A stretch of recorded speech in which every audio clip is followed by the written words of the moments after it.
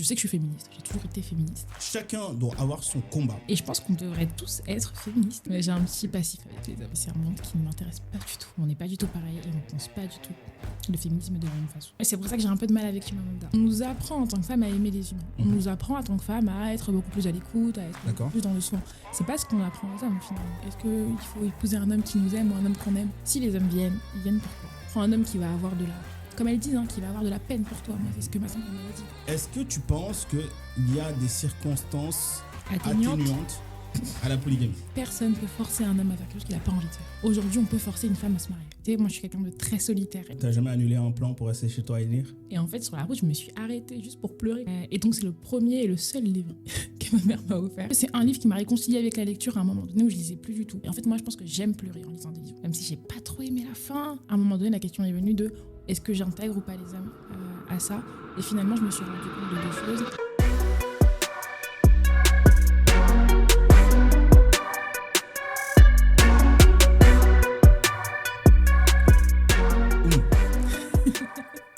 Si on rentrait dans ta bibliothèque intérieure, celle qui t'a construite, quels sont les 5 livres qu'on trouverait en premier? Le premier, déjà, je dirais que c'est Une si longue lettre de Mariam Abba. Le premier top one, je pense. Quoi, Une si longue lettre? Parce que c'est un livre que ma mère m'a offert quand j'étais au collège, je crois. Et donc, c'est le premier et le seul livre que ma mère m'a offert. Donc, je pense que c'est déjà très symbolique pour moi. Et quand je l'ai lu, je sais pas, la plume de Mariam Abba, les éléments qui sont apportés dans le livre, c'est Une si longue lettre. Ok. Ouais. Qu'est-ce qu'on trouverait d'autre? Fleur du désert de Waris Dirie. Ça, c'est l'un des premiers livres aussi que j'ai lu, que j'ai volé à ma sœur. Important de le préciser. Est-ce que tu l'as rendu ou pas? Jamais. Maintenant, c'est elle qui vole mes livres. Donc, en vrai, Fleur du désert. Pourquoi? Parce que ça a abordé la question de l'excision. Donc, c'est une jeune fille qui se fait exciser en Somalie et donc qui fuit la Somalie et qui arrive en Angleterre et elle se fait repérer et donc elle devient mannequin. Et je pense qu'il y avait aussi un truc de tout ce qui est lié au mannequinat. Je pense qu'en fait, il y avait le truc de, en fait, elle vit une situation, donc une mutilation génitale. Et moi, quand j'étais jeune, toute la condition des femmes, ça m'intéressait énormément. Et le fait qu'elle devienne mannequin. Et moi, j'avais un peu, je pense, ce rêve enfoui intérieurement de devenir modèle. Donc peut-être qu'il y avait un truc comme ça qui a fonctionné pour moi. Je sais pas pourquoi je dis ça, mais voilà. C'est trop bizarre. Donc ouais, Une si longue lettre, Fleur du désert. Et pourquoi tu as renoncé à ce rêve intérieurement de devenir modèle? Non, j'ai pas renoncé à ce rêve. Je l'ai un peu fait finalement. Finalement, je l'ai un peu fait dans ma vie. Et puis, c'est un monde qui ne m'intéresse pas du tout. Qu'il faut fuir absolument. Mais ouais, je pense qu'il y avait ce truc-là de « Ah, j'aimerais bien moi aussi me balader dans la rue et me faire repérer ». Et finalement, c'est ce qui est arrivé. Mais en tout cas, c'est pas vraiment le sujet d'aujourd'hui. Ouais, je pense qu'il y avait un peu de ça. D'accord, donc Une si longue lettre, Fleur du désert. Fleur du désert. Qu'est-ce qu'on trouve d'autre? On trouve Ne suis-je pas une femme de Bell Hooks. Ça, c'est un livre que j'ai lu quand j'étais à la fac, parce que j'ai fait des études de sociologie. Et donc, je m'intéressais beaucoup aussi à la condition des femmes et au féminisme. Et c'est vrai qu'il y avait toujours une question de tout ce qui est lié au féminisme. On parle souvent de l'Occident, et un peu du féminisme blanc. Et je pense que c'est la première fois où j'ai lu un livre où je me suis dit, je sais que je suis féministe, j'ai toujours été féministe. Mais là, je le vois qu'en fait, finalement, il y a vraiment des différences entre moi ou et potentiellement ma voisine et ma collègue. On n'est pas du tout pareil et on ne pense pas du tout le féminisme de la même façon. Donc je pense que Bell Hooks, ça m'a un peu réconciliée avec ça aussi. Et ouais. Et aujourd'hui, ça veut dire quoi être féministe pour toi? Pour moi, c'est juste moi. C'est peut-être bizarre de dire ça comme ça, ouais. mais c'est juste une partie en fait de ma personne. Et je pense qu'on devrait tous être féministes. Maintenant... c'est l'objet d'un livre de Chimamanda. Est-ce que tu l'as lu? Ouais, je l'ai lu. Si, je l'ai lu. Tu es assez d'accord avec elle ou pas? Si, franchement, je suis d'accord. Et il y a une partie que j'ai bien aimée, c'est quand elle parlait un peu aux hommes et en disant, en fait, on devrait tous être féministes. Parce qu'il n'y a pas de raison. Tu sais que Chimamanda est beaucoup critiquée aussi dans les milieux féministes. Ouais, c'est pour ça que j'ai un peu de mal avec Chimamanda. Ah ouais? Ouais. Sur quelle partie de Chimamanda tu as un peu du mal? Il y a plein d'éléments. Il y a toute la partie où, à un moment donné, elle a eu des paroles qui étaient très transphobes aussi. Et en fait, est-ce que c'est un féminisme qui est hyper ouvert aux personnes? Ça, j'en sais rien. Donc, j'ai pas assez fait de recherche sur ça. Mais je sais que c'est une personne... Potentiellement, sa façon de voir les choses et la mienne est peut-être totalement différente. Mais j'ai bien aimé son livre. D'accord, ok. Qu'est-ce qu'on trouve d'autre? On trouve La parole aux négresses de Awa Cham. Ça, c'est un peu pareil que le livre de Bell Hooks. C'est un livre que j'ai beaucoup cherché dans mes études et que je n'ai pas trouvé. Et puis quand il a été réédité en 2024, là, ça a été pour moi le Saint Graal. Et en fait, La parole aux négresses, il a donné la voix à des femmes qu'on n'entendait pas.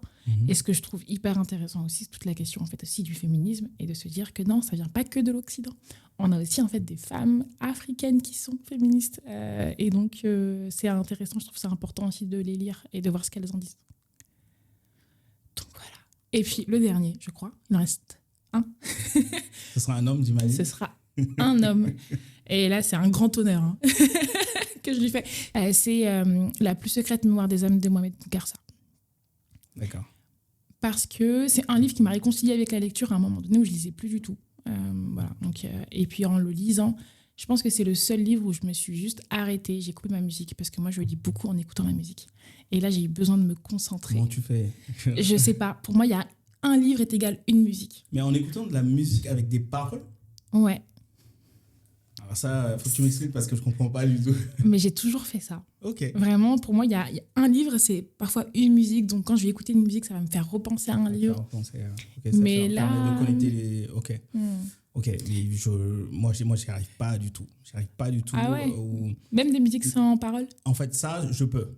Je peux écouter de la musique classique Ok. ou de la dub. Je sais pas si tu connais, c'est comme du reggae, mais sans paroles. Ok, je connais pas. Je peux écouter ça. Par exemple, quand je suis dans les transports, il y a beaucoup de bruit autour de moi. Je préfère me mettre de la musique dans les oreilles, mais ce sera de la musique sans paroles. Ok. Dès qu'il y a les paroles, moi, mon attention est... j'ai du mal avec mon attention à être vraiment focus dans le livre. Bah après, sincèrement, je pense que je fais beaucoup de musiques qui ne sont pas des musiques françaises, parce que ça, je ne pourrais pas. D'accord. J'écoute beaucoup Rika Sani en même temps que j'ai lu des des livres, par exemple, de Chimamanda. Tous les livres de Chimamanda, c'est un livre, une musique. De Rika Sani? Rika Sani, ouais. C'est un chanteur nigérien, je crois, mais je ne suis pas sûre. Ok. Et j'aime beaucoup ces musiques et je trouve qu'elles collent bien avec les livres de Chimamanda. D'accord. Vraiment. C'est marrant. Ça va ensemble. Que ça va de pair. Vraiment. Et dès que j'écoute la musique, vraiment, ça me fait repenser à un moment du livre. Mais voilà. En tout cas, La plus secrète mémoire des hommes, c'est le seul où je me suis dit là, pas de musique. Donc j'ai vraiment stoppé la musique. Et je pense que c'est vraiment la plume, la manière dont c'est écrit qui m'a interpellée. D'accord. Mais alors, je comprends que tu me dises que La plus secrète mémoire des hommes, c'est le livre où tu te dis sans musique, parce que je trouve que ce livre nécessite un minimum de concentration. Oui. Mais, tu vois, ce que je comprends moi, mais ouais, je comprends aussi, c'est que quand tu me dis que c'est le livre qui t'a réconcilié avec la lecture, parce que c'est un livre qui est dur. Ouais. C'est un livre qui est dur. C'est dur de te concentrer, c'est dur de suivre l'histoire, surtout au début. C'est dur de rentrer dans le livre. Il y a beaucoup de gens qui abandonnent ce livre. Ouais, au bout des premières pages. Ouais, je suis d'accord. Et du coup, comment il m'a réconcilié? Oui, comment il t'a réconcilié avec la lecture? Ça faisait, je pense, un bon moment que je lisais plus trop. En fait, à force de lire des livres aussi des essais, beaucoup de sociaux par rapport à l'école, en fait, j'ai arrêté finalement de lire des romans. Et quand j'ai commencé à le lire, je sais pas, mais la manière... Ce que ça m'a procuré à l'intérieur, je me suis dit, en fait, il faut que je lise d'autres livres qui vont me procurer la même sensation. Et donc, quand je l'ai fini, j'ai voulu lire plein de livres. Donc, je pense que c'est un peu ça. C'est vraiment le sentiment que ça m'a apporté à l'intérieur, où je me suis dit, j'ai abandonné la lecture, j'aurais pas dû. Donc, voilà.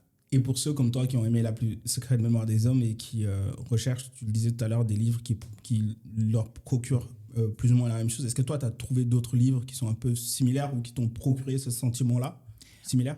Le premier qui m'a procuré ça, c'est vraiment Une si longue lettre. Et je pense que pas la première fois que je l'ai lu, mais à force de le lire, ça a été vraiment, je pense, c'est un de mes livres coup de cœur, de la manière dont c'est écrit, la plume, etc. Et en vrai, il y a plein de livres qui me procurent des sensations. Peut-être pas comme La plus secrète mémoire des hommes, très honnêtement. Mais ouais, il y en a plein. Mille soleils splendides, par exemple, de Khaled Hosseini.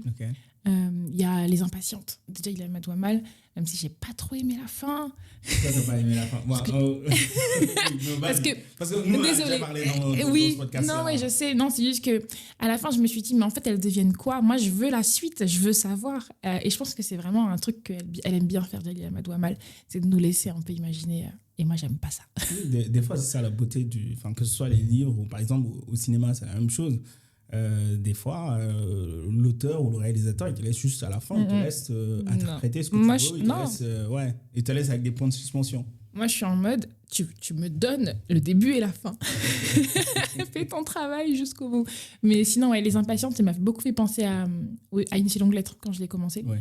Je comprends. Ouais. Et ouais, je pense que c'était aussi un livre hyper important. Ok, super. Donc, Oumou, pour apprendre à te connaître un peu, dis-moi qui tu es sans me dire ce que tu fais. Ouais. C'est compliqué de dire qui je suis sans dire ce que je fais, parce que finalement, tout est un peu imbriqué. Je suis Oumou, je suis une jeune femme. Je suis une jeune femme noire, féministe, engagée, je pense aussi, et qui suis très introvertie. Ouais, voilà. Je pense que ça me résume bien. Et pourquoi tu penses que... Enfin, pourquoi la plupart des gens qui lisent sont des gens introvertis?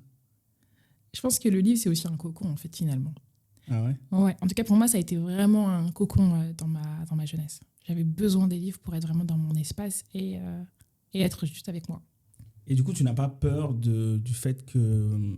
Enfin, je te pose la question, mais en même temps, c'est une question que je me pose aussi. Mais tu n'as pas peur du fait que le livre, du coup, t'enferme dans une bulle et t'empêche quelque part d'aller dans les interactions humaines, que ce soit justement, comme tu le dis, un cocon, et au final, on a tendance, nous les lecteurs, à s'enfermer dans le livre, à dévorer livre après livre, préférer les livres à une sortie aux humains, à sortir voir nos amis, par exemple. Est-ce que toi, c'est quelque chose avec laquelle tu as dû lutter dans ta vie ou pas?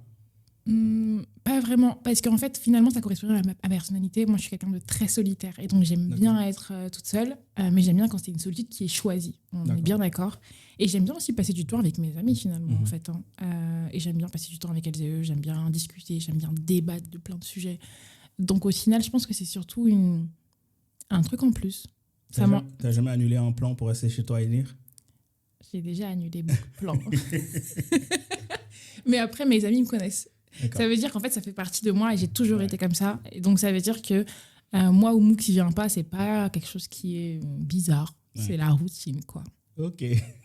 J'aime bien quand je suis là, je suis vraiment là. Enfin, si je sens que je suis pas là, bah autant être chez moi, en fait. Super. Ok, mais du coup, Oumou, que fais-tu? Et surtout, pourquoi le fais-tu? Ce que je fais dans la vie. Ouais. C'est toi qui décides de ce que cette question-là veut dire pour toi. Ce que je fais, et il y a deux façons. Il y a ce que je fais dans ma vie professionnelle, où en fait je suis formatrice sur la question des violences et des discriminations. D'accord. Et il y a une autre partie qui est plutôt perso, où en fait j'organise des ateliers littéraires avec des femmes et où on discute de plein de thématiques qui sont liées aussi en fait finalement aux discriminations, qui sont liées à nos problématiques en tant que femmes. Et en fait, dans les deux cas, je suis juste une femme qui discute avec d'autres personnes. Et ouais, voilà. C'est bizarre, mais ouais. Et pourquoi je le fais? Parce que j'aime ça. Du coup, on va parler de ton projet de Safe Page. Donc, tu dis que c'est un atelier de lecture entre femmes. D'où t'es venue l'idée? À quel moment tu t'es levée un matin et tu t'es dit que je vais faire un atelier de lecture entre femmes? En fait, je pense que je me suis jamais levée un matin en me disant que j'allais faire ça. Simplement, quand ils ont réédité La Parole aux Négresses de Hawa Thiam, je sais pas, mais je l'avais jamais lu, mais je savais que je voulais faire quelque chose de ce livre. D'accord. Et donc j'étais sûre que je voulais à un moment donné discuter avec des personnes pour parler de ce livre. Et c'est très bizarre, mais en fait c'est un peu une copine qui m'a poussée à faire les ateliers, parce que moi je suis très littéraire, et en fait elle m'a tendu un piège à mon anniversaire. Elle m'a emmenée au spa, elle m'a fait masser, c'était cool et tout. Et puis après elle m'a dit, là, il va falloir que tu te lances. Elle m'a poussée à le faire, et l'idée pour moi d'abord c'était vraiment de créer un club de lecture, de discuter des livres, mais pas que, en fait aussi de potentiellement de parler de plein de problématiques qu'on pouvait avoir en tant que femme, de soulever des thématiques un peu là-dessus, et d'allier ça avec de la création. Donc, ce sont des ateliers littéraires et créatifs où, en fait, on va peindre, on va faire du collage, des ateliers d'écriture à partir, en fait, des livres. Et pour moi, le livre, c'est plutôt un socle qu'une fin en soi. Il nous sert à mieux discuter, mais en fait, on part en fait, de nos échanges pour faire de la création après. Donc voilà, je ne sais pas si c'était clair. Non, c'est très clair. Et du coup, l'autre question que j'ai là-dessus sur ton atelier, c'est pourquoi faire un atelier de femmes exclusivement? Je savais que tu allais me poser la question. Bien sûr. Pourquoi entre femmes? C'est une vraie question. Moi, suis très girl power, donc je suis très entourée de femmes. J'ai toujours été très entourée de femmes. Et au final, pour moi, c'était logique de faire des ateliers entre femmes.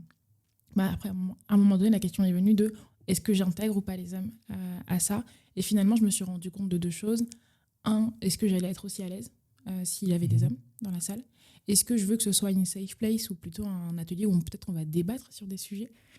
Parce que potentiellement, j'ai l'impression que s'il y a des hommes, peut-être est-ce que ce sera aussi ma safe place? Assez bizarre. Et en vrai, je pourrais un jour intégrer des hommes à quelques ateliers et faire des ateliers mixtes, mais c'est pas du tout l'objectif de base. Mais c'est intéressant que tu aies parlé de la notion de débat, que tu aies dit finalement que si tu intègres des hommes, il y aura peut-être un peu plus de débat. Mais est-ce que ça veut dire que du coup, entre femmes, vous êtes d'accord sur tout? Non, ça veut pas dire qu'on est d'accord sur tout, mais ça veut simplement dire qu'on dit simplement notre point de vue. Et puis après, on est OK. On est OK que chacune n'a pas le même point de vue que l'autre. Maintenant, la question, c'est est-ce que s'il y a des hommes, est-ce qu'on ne sera pas sur une question de surperformance? Est-ce qu'on n'aura pas envie de montrer justement qu'en fait, là, il y a des hommes et donc il faut que je leur montre que finalement, je ne suis pas d'accord avec eux. Mais ouais, non, j'ai vraiment l'impression que si c'est un espace que j'ouvre et que je me dis que c'est un espace mixte où il y a des hommes et des femmes, d'un côté comme de l'autre, on a souvent envie de prouver qu'on est aussi un peu supérieur et d'asseoir un peu notre autorité. Et potentiellement, en fait, la manière dont on pourrait discuter, elle serait pas... Ouais, donc tu as peur que ça devienne potentiellement quelque chose de performatif un peu. Exact. Et au lieu d'être juste un espace, une safe place où vous pouvez discuter entre femmes. Juste discuter entre femmes. Et puis après, par contre, je me pose la question de si les hommes viennent, ils viennent pourquoi? C'est quoi leur objectif? Parce que les hommes aiment la lecture aussi. Il y a des hommes qui font partie des clubs de lecture. Mais c'est vrai que les clubs de lecture, mais ça, c'est aussi un sujet dont je voulais qu'on parle. Enfin, moi, ça fait partie toujours des interrogations que j'ai sur la lecture. Apparemment, la lecture est quelque chose de très féminin, j'ai l'impression. En tant que femme, on est poussé aussi à ça, toute la question aussi de la manière dont on est éduqué, la société dont elle nous conditionne aussi. En tant que femme, on est plus tourné vers des choses qui sont plutôt littéraires et les hommes plutôt la science. Mais après, c'est des conditionnements finalement. Alors, moi, je comprends que les femmes sont plus tournées vers les sciences humaines parce que les femmes s'intéressent plus aux hommes et que les hommes s'intéressent aux hommes.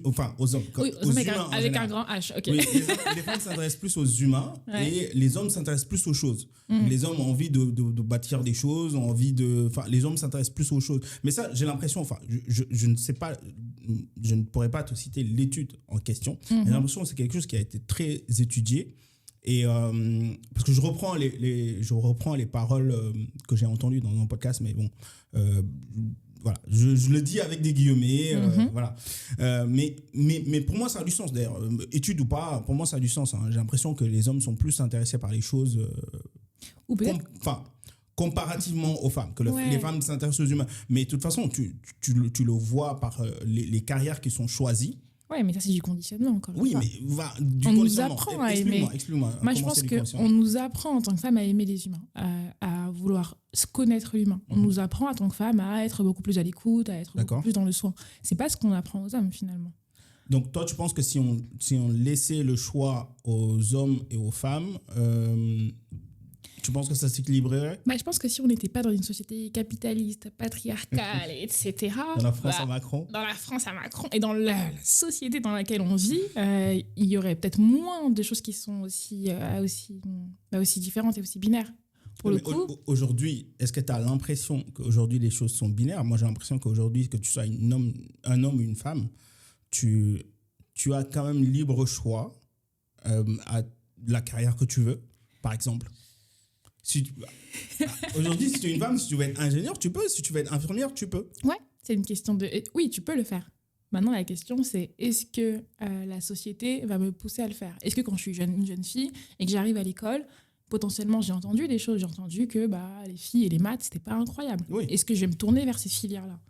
Est-ce que j'ai pas intériorisé moi-même, en fait, tous ces stéréotypes-là sur les femmes et sur les hommes? En fait, ça me fait rire parce que notre conversation, c'est exactement ce que je dis au travail. Ah ouais, c'est ce que tu dis dans le cadre de tes formations. Non, mais c'est très bien. Exactement. Très bien, j'en parlerai à mon cabinet pour que tu veuilles faire une formation. Peut-être que moi, j'ai besoin d'être formé. Après, moi, je suis pas la spécialiste là-dessus. J'ai des collègues qui sont largement plus doués sur ça que moi. Mais c'est aussi de se dire, moi, je pense que si on n'était pas... potentiellement, je peux faire ce que je veux. Maintenant, la question du choix, c'est aussi à étudier. C'est les conditions, dans quelles conditions j'arrive pour avoir ce choix-là, les conditions matérielles, les conditions financières, enfin tout est Qu'est-ce que tu dirais, toi, avec l'expérience que tu as en tant que femme et avec l'expérience que tu as en tant que formatrice, quels sont les principaux éléments de ce conditionnement-là dont tu parles? Moi, je pense que c'est d'abord la question de la société. Enfin, tout simplement, je pense qu'on est juste conditionné par la société dans laquelle on vit. Et puis, il y a la question de l'éducation, il y a l'école aussi, qui fait que de reproduire finalement en fait, ces inégalités-là. Et je pense que c'est vraiment les premières choses. Ouais. Ok. Parlons de ta rencontre avec les livres. Quelle est ton histoire, toi, avec les livres? Est-ce que, à partir de quel moment tu as commencé à t'intéresser aux livres? Est-ce qu'il y avait des livres à la maison ou est-ce que c'est arrivé plus tard? Raconte-moi un peu ta rencontre avec les livres. Ouais, moi j'ai toujours eu des livres à côté de moi. Enfin, pas forcément chez moi, mais toujours à côté de moi. Ma mère, quand on était petite avec mes deux grandes sœurs, elle nous ramenait tous les mercredis à la bibliothèque. Et donc, c'était un espace où on allait une fois par semaine. Et donc, on avait le droit de prendre 7 livres maximum. Et donc, forcément, moi, j'ai toujours un peu baigné dans les livres. Et j'avais une grande sœur qui lisait beaucoup aussi. Ce qui fait que les livres étaient autour de moi, en fait, finalement. Donc, j'avais juste à piocher à la bibliothèque où j'allais le mercredi. Et puis, parfois, dans la bibliothèque de ma sœur. Et donc, ça a toujours été totalement logique pour moi de lire, finalement. Ok, et qu'est-ce que tu lis en général, toi? Quel est ton rapport à la lecture aujourd'hui? Moi, je lis beaucoup de littérature africaine, beaucoup, depuis que je suis petite, beaucoup d'essais, de sociologie, etc. Aujourd'hui, je lis un peu moins qu'avant. J'ai quand même l'impression de lire un peu moins qu'avant. J'ai vraiment des phases où il y a des moments où je vais lire beaucoup, beaucoup lire, et d'autres phases où j'ai même du mal à finir un seul livre.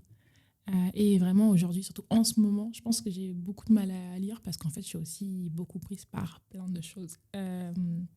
Et voilà, ouais. Et qu'est-ce que tu dirais t'empêche de lire aujourd'hui? Est-ce que toi, tu es contente avec la situation, avec le fait que tu lis moins parce que au final, tu fais d'autres choses qui sont aussi importantes pour toi, ou est-ce que toi, tu aimerais trouver le temps pour lire plus? Non, j'aimerais trouver le temps pour lire plus. Mais je pense que j'ai le temps pour lire plus. Et c'est une question de choix.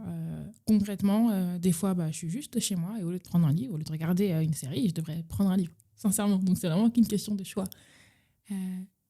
Et je sais pas, je pense qu'en ce moment, peut-être que je suis fatiguée. Et me dire, je vais lire, j'ai l'impression que ça va me fatiguer d'autant plus. Et que je n'ai pas la concentration là pour lire un livre.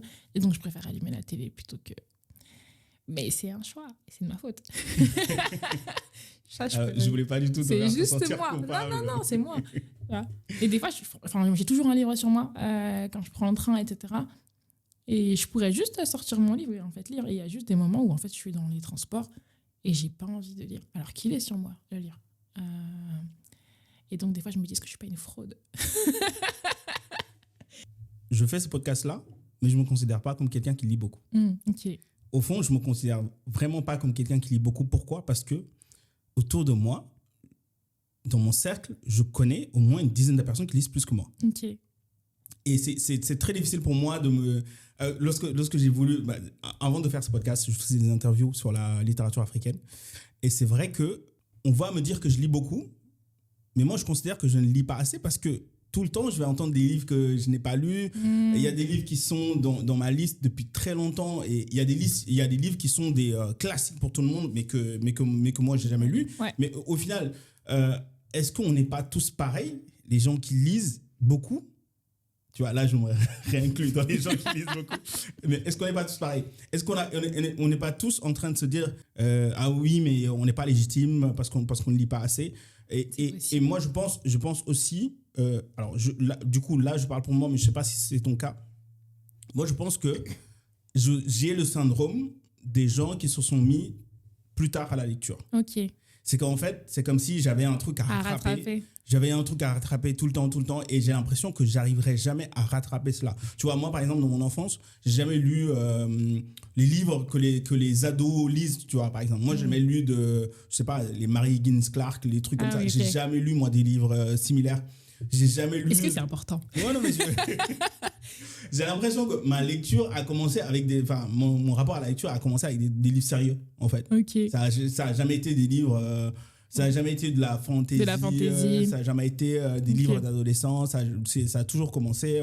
tu vois, les premiers livres que j'ai lus, je pense que c'est Une si longue lettre, L'enfant noir, tu vois, Cher American, l'aventure ambiguë, tu vois, Ok. ce genre de livres-là, je pense que ça a été les premiers livres que j'ai lus.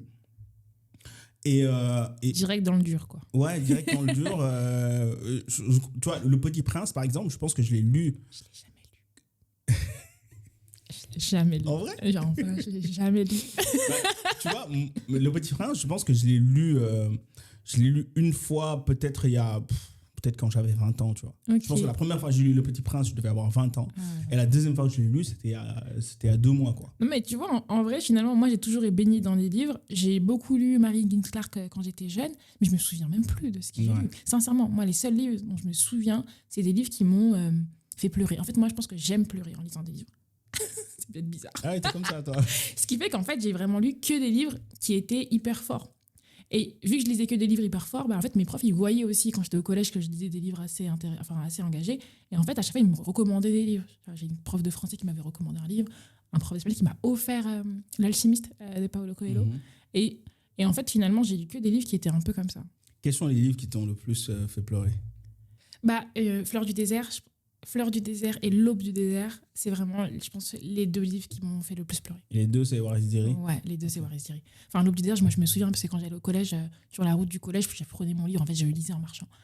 Je ne le fais plus aujourd'hui, je le faisais beaucoup avant. Et en fait, sur la route, je me suis arrêtée juste pour pleurer, quoi, tellement c'était dur pour moi. Putain, t'avais 13 ans, tu lisais des livres et Ouais, tu pleurais. ouais. J'étais là dans la cour et tout, j'étais là avec mon livre.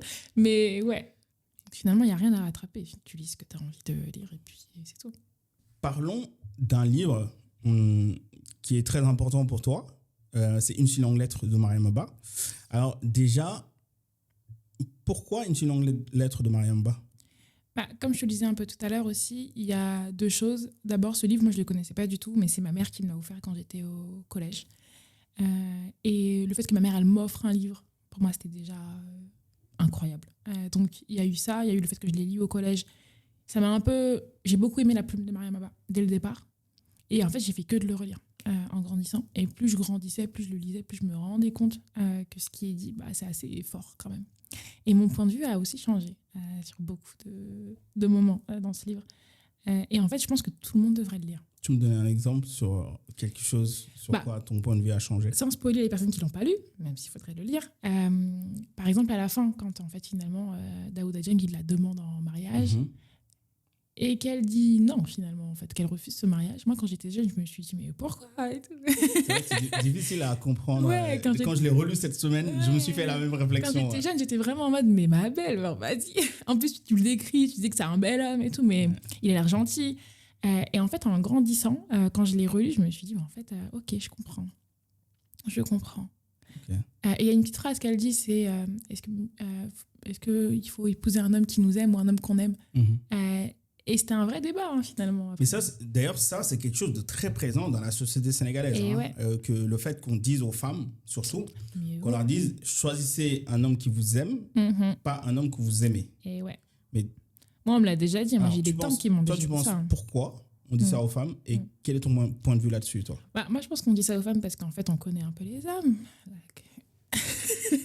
Mais sans toi libre, ouais, ici, ok, je me sens libre. Ok, je suis juste moi. Il n'y a pas de problème. Moi, je me fais l'avocat du diable.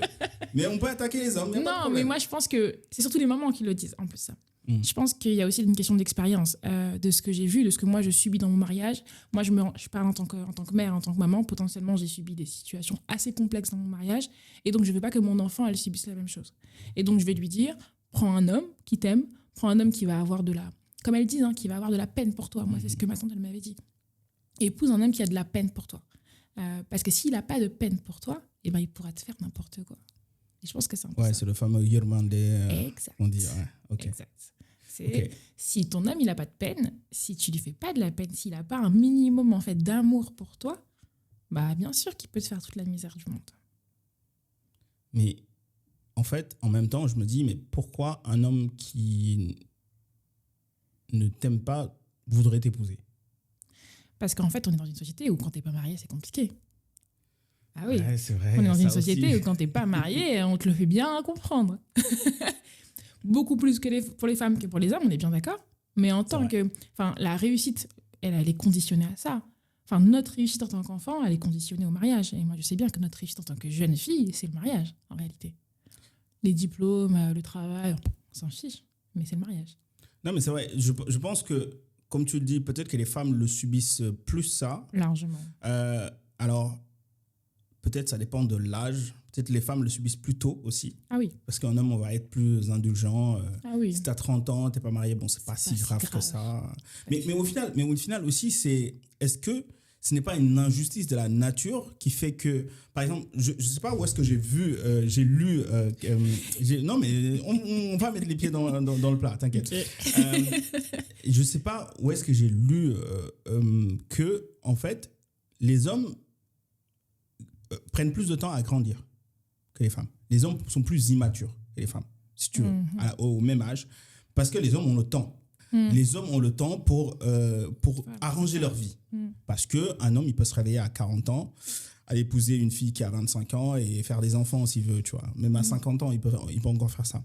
Mais est-ce que c'est pas juste une injustice de la nature qui fait qu'une femme, elle a une fenêtre, par exemple, si on part du postulat qu'on a tous envie d'avoir des enfants, par exemple, qu'une femme, elle a une fenêtre réduite qui l'oblige quelque part à ranger sa vie, qui l'oblige quelque part à savoir ce qu'elle veut et à se mettre sur les rails plutôt qu'un homme. Plutôt quand même. Enfin, pour revenir sur ce que tu disais de est-ce que les hommes sont plus immatures ou prennent plus de temps en tout cas à être matures que les femmes, prennent plus de temps scientifiquement parlant, ça, moi, j'en sais rien. Donc je sais pas si la science, elle le confirme. Ouais, c'est moi qui le dis. Ça, je suis totalement. Maintenant, si on regarde un peu les personnes qui sont autour de nous potentiellement, alors, c'est peut-être le cas.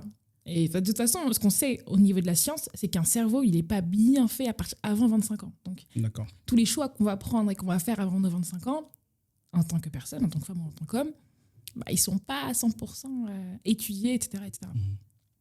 Maintenant, oui, c'est vrai qu'en tant que femme, on a moins, plus on avance dans l'âge, plus c'est compliqué d'avoir des enfants. Oui. Ça, c'est sûr. Est-ce que ça explique la pression qu'on met à des jeunes filles dès leur plus jeune âge de se marier? Je suis pas sûre que ce soit réellement ça, finalement.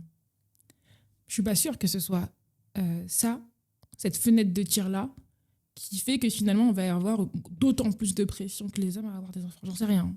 Ok. J'ai pas la réponse, mais je pense pas que ce soit que ça. Ok. Et puis, pour le coup, les mères, en règle générale, leur réussite, elle est conditionnée au fait d'avoir fait épouser leur enfant et de se faire épouser leur fille. Une mère qui a réussi son rôle de mère, c'est quand elle a des enfants qui sont mariés. Après, on parle tous les deux en tant que des personnes qui ont grandi dans une culture sénégalaise. Ouais, on est bien d'accord. Ouais. On est bien OK. C'est bien de le rappeler. T'as raison. À qui écrirais-tu une si longue lettre aujourd'hui, toi? Et pourquoi? À qui je l'écrirais? Oui. À beaucoup de personnes. Cite-moi quelques-unes de ces personnes-là. Aujourd'hui, parce qu'une si longue lettre, alors je développe un peu ma question et peut-être pour être sûr que tu la comprennes, c'est que moi j'ai toujours été convaincu que une si longue lettre, c'est un roman sur l'amitié, plus que sur l'amour. Ouais. Parce qu'on part quand même de Ramatoulaye qui écrit une longue lettre à son ami Aïssatou, en parlant en se confiant. D'ailleurs, elle dit dans la première page du roman, elle dit que la confidence noie la douleur. Ah oui, donc, quelque part, elle éprouve une forme de douleur. Ouais, et donc elle a besoin de noyer dans la confidence. Donc, c'est pour ça qu'elle écrit une longue lettre à son ami Aïssatou. Et donc, dans son ami, elle passe en revue leur rencontre, elle passe en revue toute leur vie, le moment où elles se sont mariées, le moment où toutes les deux ont connu la polygamie de façon différente, mais on en reviendra là-dessus. Mais elle parle des trahisons qu'elles ont connues, etc., etc. Et en fait, c'est pour ça que je te pose la question, c'est que c'est toi aujourd'hui, lorsque tu penses à ce roman-là, à qui écrirais-tu une si longue lettre et pourquoi? Ok, là, donc on parle clairement d'un point de vue ici, en fait, d'amitié finalement. Elle écrit à son ami. Moi, j'écrirais à mon ami. Si en tout cas je dois écrire une si longue lettre à quelqu'un, je l'écrirais à une amie, celle qui m'a poussée à faire The Safe Page, qui est Aïda, donc je la cite dans le podcast. Peut-être pas pour dire la même chose, mais c'est l'amie à qui j'écrirais une si longue lettre. Et en fait, moi, à la base, comment j'allais répondre en te disant je l'écrirais à beaucoup de personnes, c'est plutôt à qui plutôt je donnerais ce livre, et en fait je donnerais à toutes les jeunes filles qui sont en phase de devenir potentiellement des femmes, et je pense que c'est important dans sa construction de jeune femme de lire ce genre de livre. Et tu ne le donnerais pas aux jeunes hommes? Ils devraient le lire. Mais tu ne leur donnerais pas. Mais j'ai un petit passif avec les hommes. Mais parlons de ce passif d'ailleurs. Non, mais vraiment, parce que depuis tout à l'heure, j'ai l'impression qu'on tourne autour du pot, mais on ne parle pas vraiment de ce passif-là, parce que, bon, dans le premier épisode de ce podcast-là, on a beaucoup parlé de la relation entre les hommes et les femmes avec Aïcha. Ouais. Mais en fait, c'est un sujet dont je parle souvent en dehors du podcast, dont je parle souvent avec mes amis, dont je parle souvent avec ma famille. C'est le sujet favori de tout le monde actuellement, C'est vrai. j'ai l'impression. Et alors, moi, la question que j'ai, c'est pourquoi les hommes et les femmes sont autant fâchés en 2026? Les uns envers les autres? Oui. Bah, je pense que c'est pas que en 2026. Je pense que surtout en ce moment, on est vraiment sur un moment où il y a beaucoup plus de réseaux sociaux, où on parle beaucoup plus, où la parole aussi elle se libère beaucoup plus sur la condition des personnes et la condition des femmes notamment. Et donc je pense que c'est aussi un moment où les femmes elles commencent à dire qu'elles sont énervées et qu'elles ont plus envie de telle ou telle chose. Et ça va de pair avec un petit moment de... Je sais pas comment le décrire, mais ça va forcément... Quand on garde des choses et qu'à un moment donné, on les dit, forcément, ça va de pair avec le fait d'être en colère, je pense. Et quels sont les sujets sur lesquels tu penses que on devrait évoluer urgemment? C'est-à-dire, on sait que la condition des femmes, elle n'a pas toujours été bonne durant l'histoire, Ouais. qu'il y a eu des évolutions, certaines grandes évolutions qui ont eu lieu dans diverses sociétés, que ce soit dans les sociétés occidentales ou dans les sociétés africaines. Non? Exact. Aujourd'hui, l'argument de beaucoup d'hommes, c'est que, en fait, aujourd'hui, vous êtes libre. Vous pouvez faire ce que vous voulez. Ouais.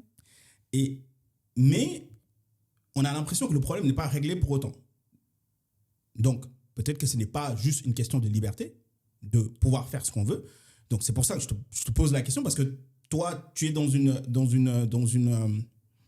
un cercle, tu as un projet où tu parles avec des femmes qui sont entre femmes. Mm-hmm. Quelles sont les choses qui reviennent le plus souvent? Si aujourd'hui, disons... Alors, moi, mon audience, c'est 50%. Okay. Même si YouTube, c'est 80% d'hommes, YouTube. Okay. Moi, mon audience, elle est 50%, mais parce que je parle de livres peut-être aussi. Mon audience, elle est 50% d'hommes, 50% de femmes, à peu près. Okay. Donc, aujourd'hui, pour les hommes qui écoutent, quels sont les sujets principaux qui reviennent dans ces cercles-là, et quels sont les sujets sur lesquels on doit évoluer? Quelles sont les revendications des femmes, tout simplement? Je vais faire comme Aïcha, je vais vous donner la même réponse. Moi, je suis pas porte-parole des femmes. Ça veut dire que je sais pas je sais pas ce que les femmes elles veulent, et en règle générale, je sais pas ce que toutes les femmes veulent. Bien sûr. Maintenant, ce qui revient souvent, parce qu'à chaque fois qu'on discute, de toute façon, peu importe la thématique. Moi, j'ai eu plein de thématiques sur l'amour, sur la place des femmes, sur l'identité, etc. À chaque fois, on reparle il y a un moment donné où on parle des hommes. Pourquoi? Et ce qui revient souvent, c'est toute la question en fait de l'intelligence émotionnelle. C'est de se dire, en tant que femme, on travaille beaucoup dessus. On crée des espaces pour discuter en tant que femme, pour s'élever également sur toutes les questions également de santé mentale. Et on a bien l'impression que les hommes ne le font pas.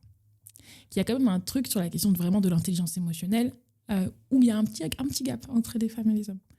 Il y a ça, après il y a plein d'autres choses, on est bien d'accord. Mais ça, c'est que mon avis personnel.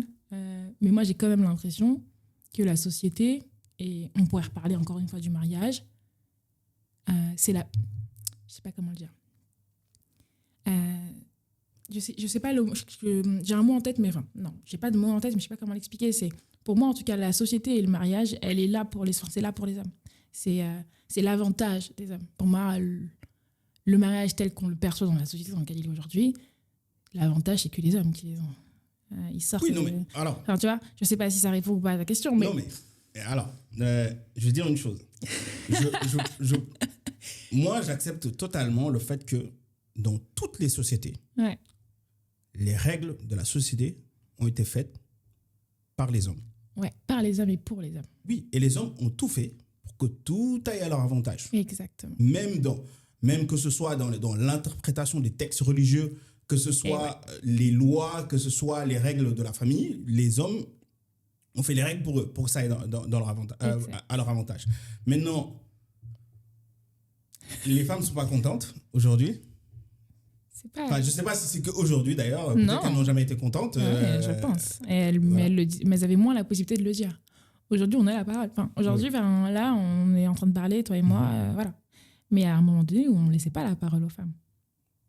Ok, donc maintenant, vous avez la parole. Donc, qu'est-ce que vous voulez d'autre? En fait, qu'est-ce qu'on veut d'autre? En fait, finalement, on veut les mêmes droits. On veut les mêmes droits que les hommes. Non, alors... parce que tu me demandes ce qu'on veut d'autre. Non, mais lorsqu'on parle de droit, lorsqu'on parle de droit, on parle de législation, on parle de la loi. Aujourd'hui, dans la majorité des sociétés, les femmes et les hommes ont les mêmes droits devant la loi. Si on parle du Sénégal... Oui, alors... Ok. Non, mais je suis d'accord. Pour le Sénégal... Et même en Occident, il y a quand même des trucs à changer. Pour le Sénégal, c'est différent. Pour le Sénégal, c'est différent. Okay. C'est sûr qu'aujourd'hui, on parle... D'ailleurs, il y a un débat qui revient souvent au Sénégal. Aujourd'hui, c'est de revoir le code de la famille. Ouais. Et ça, je suis totalement d'accord qu'il y a des choses qui sont aberrantes dedans, sur lesquelles on doit évoluer. Pas de problème. Dans les sociétés occidentales, aujourd'hui... Dis-moi un thème ou un sujet sur lequel les hommes et les femmes n'ont pas les mêmes droits. En fait, ce qui est drôle et ce qui est parlant, c'est qu'on peut se dire que dans la société occidentale, en termes de droits, si on regarde un peu la loi, on peut se dire finalement on est tous égaux, libres et égaux en droit. On est bien d'accord. On pourrait prendre le même exemple avec les personnes qui sont blanches et les personnes qui ne sont pas blanches. Exactement. C'est de se dire potentiellement la loi, en fait, elle est libre pour tout le monde et elle est la même pour tout le monde. Maintenant, dans l'application de la loi, dans la manière dont on va faire les lois, dans la manière dont on va juger les lois, on n'est pas équitable. Je suis d'accord. Et ça, on le voit dans tous les aspects. Peu importe de quoi on parle, on le voit très bien. En tant que personne racisée, en tant que personne noire, on n'a pas réellement les mêmes droits. On peut nous faire croire qu'on a les mêmes droits, mais pas réellement à 100% finalement. Oui, mais tu vois... Non, c'est pas quasiment pareil. Oui, alors je suis d'accord. Je suis vraiment d'accord. Mais c'est vrai que ces deux problèmes peuvent être analysés de la même façon. C'est-à-dire que... plus ou moins de la même façon. Ouais. Mais moi, tu vois, par exemple, lorsque je réfléchis en tant que noir, je me dis, OK, c'est un constat. En tant que noir, tu auras moins de chances que quelqu'un qui a exactement... tu auras moins de chances devant des contrôles de police, devant le logement, devant le travail. Ça a été documenté par le défenseur des droits. C'est plus un débat, ça a été documenté. On est d'accord là-dessus. Ouais. Maintenant, qu'est-ce qu'on fait? C'est-à-dire, moi, en tant que noir, est-ce que je me dis, ce que je me dis, moi, c'est que, est-ce que moi, je vais mettre mon énergie à dire que le blanc, c'est le blanc qui est fautif, que oui. Moi, je pense que le blanc, il ne va pas se réveiller un jour et dire, bon, les gars, les noirs, quand même, tout ce qu'on leur met, c'est difficile, il va falloir que... Voilà, moi, je ne crois pas en ça. Ouais. Maintenant, moi, je me dis, OK, qu'est-ce que moi, je mets en place pour pouvoir naviguer dans ces eaux-là? Qu'est-ce que moi, je mets en place pour pouvoir me sortir de cette situation-là? Ouais. Qu'est-ce que moi... Et des fois, c'est vrai que c'est injuste. C'est vrai que des fois, ça implique le fait de faire plus que les autres. Ouais. C'est vrai. Mais moi, je préfère mettre mon énergie là-dedans. Okay. Sur comment est-ce que moi, je fais pour me sortir de cette situation. Parce que est-ce que tu penses que durant notre vie à tous les deux, que aujourd'hui... t'as quel âge, toi, aujourd'hui? J'ai 28 ans. 28 ans, moi j'ai 37 ans. Ah ouais? Dans notre... Je rigole. Okay. Tu vas dire que je suis vieux, c'est ça? J'oserais pas. Dans notre lifetime à tous les deux, je ne pense pas qu'il y aura des évolutions très importantes sur la condition des Noirs. Et je ne pense pas qu'il y aura non plus des évolutions très importantes sur la condition des femmes. Donc... Est-ce que ça veut dire qu'on fait rien? Non, ça ne veut pas dire qu'on fait rien. Ouais. Non, ça ne veut pas dire qu'on fait... Non, alors, ce que je pense, c'est pour ça que je ne critique jamais des gens qui sont dans le militantisme pour quelque raison que ce soit. Ouais. Moi, je pense que le pire, c'est de ne rien faire. Il y a une phrase que j'aime beaucoup, que j'ai entendue dans le Joe Rogan Experience, c'est « The best thing to do is the right thing. The second best thing to do is the wrong thing. And the worst thing to do is absolutely nothing. » Alors, excusez mon accent. Mais c'est pour ça que je ne critique jamais quelqu'un qui est dans un combat militant, parce que je pense que on devrait tous... chacun doit avoir son combat Mais par contre, là où il ne faut pas se tromper, c'est qu'il ne faut pas en vouloir aux gens de ne pas avoir les mêmes combats que nous. Ah oui, ça c'est sûr. Et ça, je pense que c'est quelque chose dans laquelle aussi bien les Noirs tombent, mais les femmes aussi tombent. Bah, c'est-à-dire En tant que minorité, c'est-à-dire en tant que minorité, on voit toujours, enfin, il y a beaucoup de Noirs qui vont dire, par exemple, que si que quelqu'un d'autre, qui soit noir ou pas, n'est pas dans un combat contre le racisme, eh ben, pour moi, c'est pas quelqu'un à qui je vais parler, etc. Alors que, tu vois, moi, par exemple, je trouve plus important la recherche de la connaissance, le fait de donner, aujourd'hui, si j'ai un enfant, si j'ai un enfant noir, je le pousserai plus à aller chercher la connaissance, à être compétent dans quelque chose, à être peut-être passionné de quelque chose, plutôt qu'à lui dire oui, mais tu sais que tu es noir et tu sais que dans le monde, en fait, de toute façon, il va le vivre. Il va voir que le monde, il est injuste envers les noirs. Le monde, il est injuste envers les femmes aussi. Mais maintenant, moi, je préfère juste me focaliser sur comment je fais pour naviguer dans ce monde-là qui est injuste. Même si, il faut reconnaître que, heureusement qu'il y a des gens qui ont dédié leur vie à faire changer les choses. Ouais. Et il faut qu'il y ait des gens qui dédient leur vie à faire changer les choses. Maintenant, comment les choses peuvent changer encore?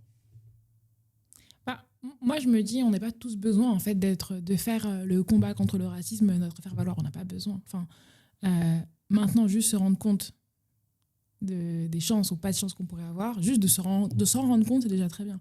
Je pense que quand il y a la question en fait aussi de l'amitié, on a des personnes qui vont dire, moi, les personnes qui sont apolitiques, les personnes qui ont des avis sur rien, je peux pas les fréquenter. Bien sûr. Et je comprends. Et pour moi, c'est totalement logique. Enfin, je peux pas être amie avec quelqu'un qui a pas du tout la même façon de voir les choses que moi. Enfin, peut-être très égocentrique, mais en tout cas, c'est important pour moi.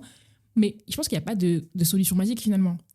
C'est bien de se reposer sur les personnes qui militent, parce qu'en fait, finalement, elles le font et elles le font très bien. Maintenant, on peut très bien militer à notre façon sur plein d'autres aspects. Mais ouais, en vrai, c'est une grosse. C'est intéressant, tu parlais d'amitié là, et pour moi, c'est le thème central du roman. Pour toi, ça veut dire quoi l'amitié pour toi? C'est une grosse question. C'est une grosse question parce qu'en vrai, je n'ai pas de définition de l'amitié. J'ai pas de définition de l'amitié parce qu'en fait, j'ai des amis où on a des amitiés qui sont bien différentes. Et j'ai des amis qui sont finalement devenus des sœurs parce qu'on a grandi ensemble, parce qu'on se connaît depuis la crèche et parce qu'on a évolué ensemble, parce qu'en fait, on a fait toute notre vie ensemble. Et pourtant, on n'a pas forcément les mêmes centres d'intérêt communs. Moi, je parlais de la politique, mais c'est pas du tout potentiellement un truc qui les intéresse. Mais moi, ça m'intéresse. Moi, j'aime lire. Potentiellement, elles n'aiment pas lire. Mais pourtant, ça reste des amis. Et il y a des amis avec qui j'ai des intérêts communs. Enfin, j'ai plein d'intérêts. Et en fait, je pense que j'ai pas de définition de l'amitié. Je sais pas si toi, t'en as une. Mais je pense que c'est juste d'être avec des gens qui nous font du bien et qui nous font potentiellement aussi évoluer, avancer. Pour revenir un peu dans le roman, Aïssatou et Ramatoulaye vivent toutes les deux la polygamie. De façon un peu différente, parce que Ramatoulaye, si mes souvenirs sont bons, Ramatoulaye, son mari, épouse l'amie de sa fille. Et ouais. Donc qui doit avoir je pense que c'est au bout de 25 ans de mariage. Ils sont mariés depuis 25 ans et son mari décide d'épouser l'amie de sa fille, donc qui a l'âge de sa fille. Ouais, donc je crois qu'elles étaient au moment du bac. Donc, voilà, elles étaient au moment du bac. Ouais. Voilà. Donc il doit y avoir une différence d'âge de 20 à 25 ans entre le mari et la deuxième femme. Et Maodo, qui est l'ami de Moudou Fall et mari de Aïssatou. Donc Maodo Fall épouse une femme qui a été choisie par sa mère. Ouais. Alors Maodo Fall, son histoire est un peu particulière parce que sa mère n'était pas d'accord avec son premier mariage avec Aïssatou. Ouais. Et en fait, sa mère a toujours voulu qu'il épouse quelqu'un de sa caste. Voilà. Et il a fini par céder. Par épouser épouser une deuxième femme. Alors, est-ce que tu penses qu'il y a des circonstances atténuantes à la polygamie? Non. Je pense qu'il n'y a pas de circonstances atténuantes. Enfin, en tout cas, dans les deux situations, pour moi, il n'y a pas de circonstances atténuantes. Pourquoi est-ce que Moudoufal et Maoudoba doivent être traités de la même façon? Pour moi, ils doivent pas être traités de la même façon, par contre. Parce que Moudoufal, il a quand même épousé la copine de sa fille, qui a, je pense, 25 ans ou 30 ans de moins que lui. Donc, il y a quand même un truc à avoir en tête. Et en fait, Maodo, il a quand même... pour moi, au-delà du fait d'avoir écouté sa mère, parce que bon, je suis désolée, hein, en tant que personne, j'ai 30 ans passés et encore, j'ai 20 ans passés. Les parents, c'est bien, mais écouter ses parents à chaque fois, on peut se poser des questions. C'était pas aussi un choix. Puis après, tu te maries, finalement, tu as aussi des enfants. Hein, j'imagine qu'il a eu des enfants, je me souviens plus trop. Tu consommes quand même ce mariage. Tu jouis quand même des privilèges de ce mariage. Donc, venir dire, on m'a obligé à me marier, merci, mais non, attendez les gars. Ça fait partie d'ailleurs des remarques que Ramatoulaye souligne dans sa lettre. Elle dit oui, alors tu me dis que limite on t'a forcé, mais il y a un ventre qui pousse tout le temps. Je vois le ventre qui pousse, bah oui. voilà. Donc c'est que tu jouis quand même des privilèges de ce mariage. Et donc tu peux pas me dire que on m'a forcé, on m'a obligé à me marier. Très concrètement, personne ne peut forcer un homme à faire quelque chose qu'il n'a pas envie de faire. Voilà, on va être très honnête. Personne ne peut forcer un homme à faire quelque chose qu'il n'a pas envie de faire. S'il avait pas envie de le faire et s'il avait simplement dit à sa mère, en fait, je veux pas, eh ben, il ne l'aurait pas fait. Parce que c'est aussi ça le privilège des hommes, qu'ils ont plus que les femmes. Hein, parce que très concrètement, aujourd'hui, on peut forcer une femme à se marier. Forcer un homme à se marier, on peut le faire, mais c'est encore différent. Parce que les hommes, ils ont ça arrive plus rarement. Ça arrive plus rarement. Ça arrive largement rarement. Et ils ont quand même un privilège en plus que les femmes n'ont pas. Donc, il aurait pu dire non, finalement. Est-ce que finalement, ça ne fait pas partie d'une des critiques qu'on peut faire à Mariama Ba? Je sais qu'il y a beaucoup de personnes dans les milieux féministes surtout, il y a beaucoup de personnes qui sont critiques envers Mariama Ba parce que au final, elle apporte un peu de nuance à cette notion de polygamie. Mais bon, il faut aussi remettre les choses dans leur contexte. Finalement, on peut comprendre... elle écrit avec les conditions de son époque. C'est clair qu'elle écrit avec l'environnement de son époque. Et potentiellement, pour elle, Maoudou, il a des circonstances qui sont atténuantes. Pour moi, aujourd'hui, et c'est que mon avis, il n'en a pas. S'il l'a fait, c'est qu'il en avait aussi envie, en fait, finalement. Revenons encore sur le thème de l'amitié. Moi, il y a un passage qui est vraiment un de mes passages préférés de Une si longue lettre. C'est à la page 56, quand Aïssatou, en fait, Ramatoulaye a été abandonné par Moudoufal. À partir du moment où il a pris une deuxième femme, il a abandonné sa première femme. Ça, on l'a pas précisé, mais Moudou a complètement abandonné sa femme. Beaucoup, en plus, hein. Et c'est vrai que ce n'est pas une situation exceptionnelle. Hein. Ouais. C'est quelque chose qui arrive assez souvent lorsque les hommes prennent une deuxième femme. Alors, souvent, peut-être ils vont chercher d'autres excuses pour le faire. Peut-être qu'ils vont créer d'autres problèmes, mais le résultat, moi je parle du résultat. Le résultat, c'est que, quand même, au Sénégal, pour avoir vécu au Sénégal, ça arrive souvent que lorsque l'homme il prend une deuxième femme, il abandonne la première. Ça arrive. La première et les enfants. Et les enfants. Ouais.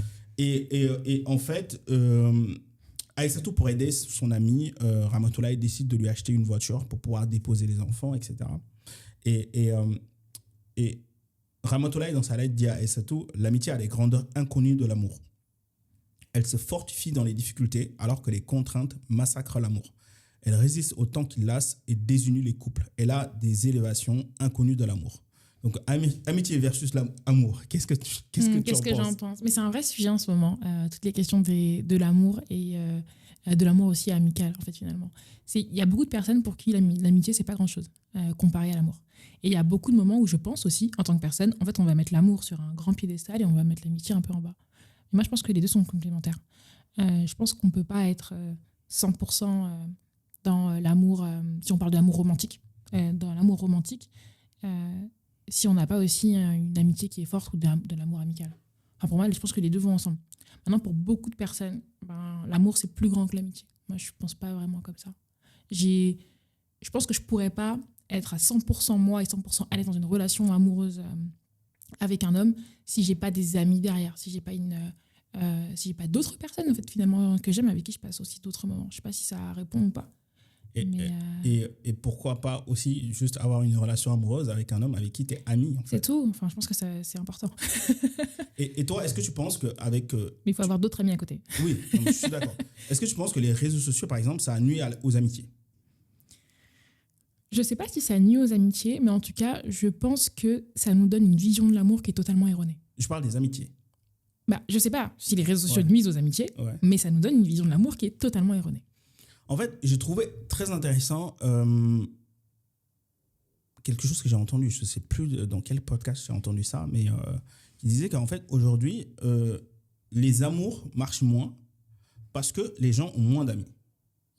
Et pourquoi les amours marchent moins parce que les gens ont moins d'amis? Parce qu'en fait, comme ils n'ont pas d'amis, ils vont avoir les attentes qu'ils ont envers leurs amis. Ils vont avoir ces attentes-là sur la personne avec qui ils sont en amour.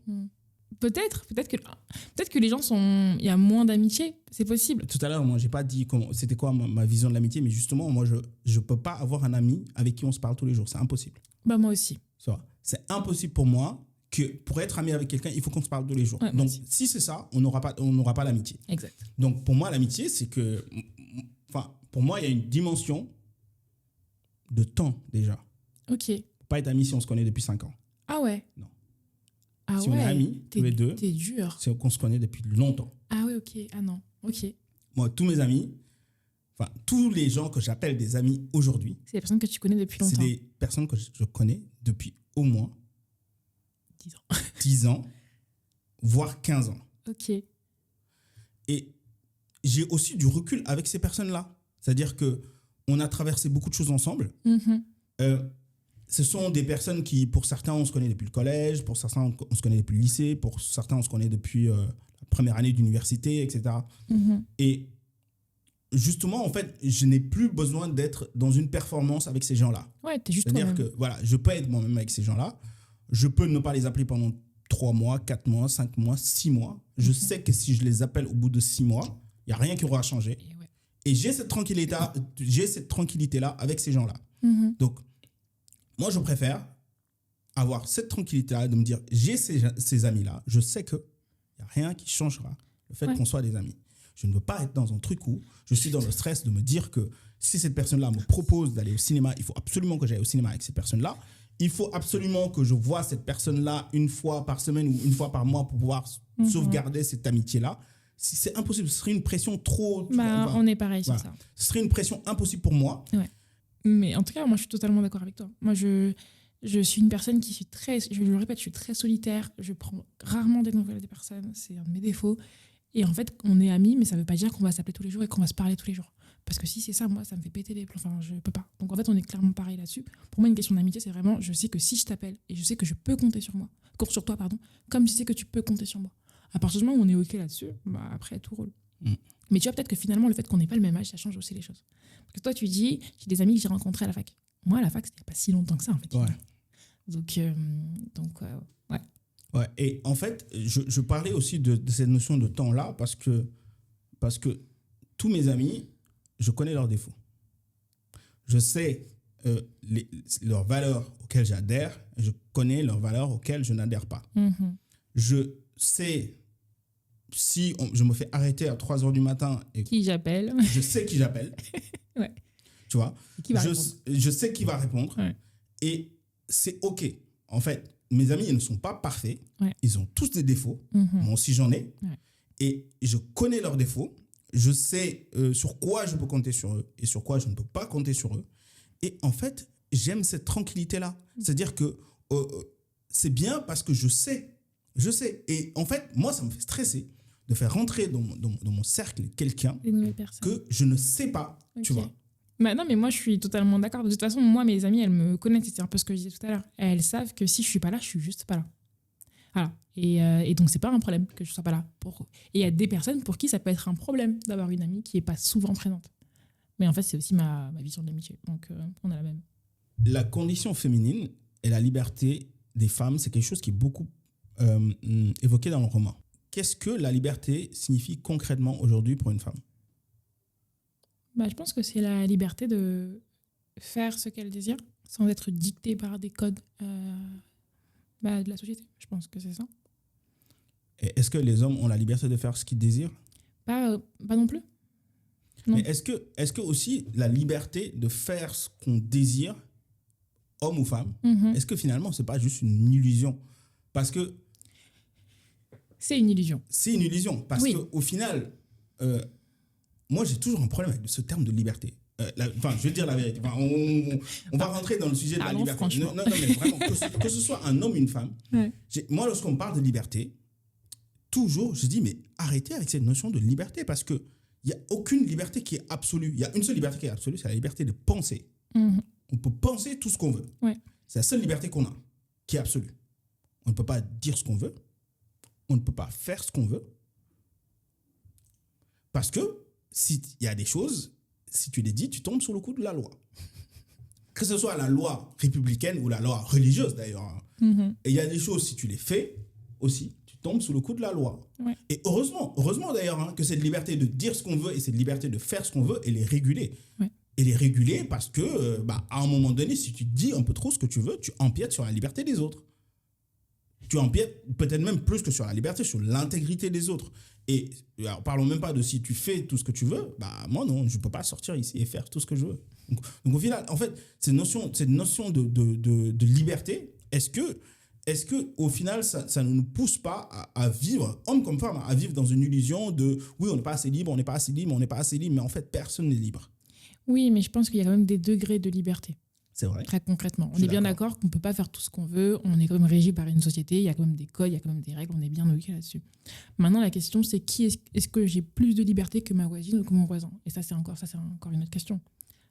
J'ai le droit de demander à être libre de la même manière que mon voisin.